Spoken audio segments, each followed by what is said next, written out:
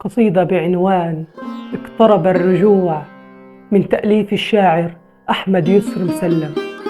مضت الأيام وها قد حل الربيع، وكلام الأحبة كثر وازدادت المواضيع، وأنا أبحث عن حبي والوجه البديع، أنادي عليها بأعلى صوت لدي وأذيع.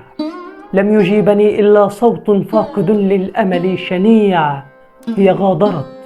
هي غادرت وودعتك وكنت أنت الوديع، وكأن هذا الصوت أصابني بالضياع.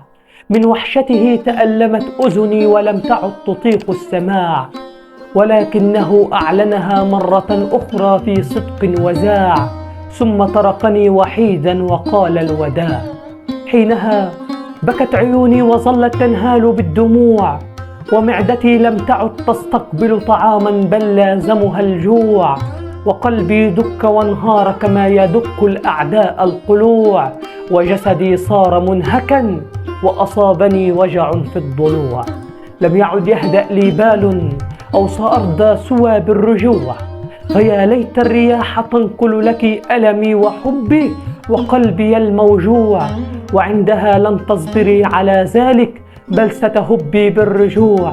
سأستقبلك حينها بكل حب وفرح وسأمسح الدموع، وكيف لا أمسحها وها قد عاد إلي قلبي الموجوع، وكأن قلبي أرض خصبة وحبك فيه مزروع. لا يقل حبي فيك مهما تكلمت عنك، بل سيزيد فيك العشق وقلبي لحبك موسوع.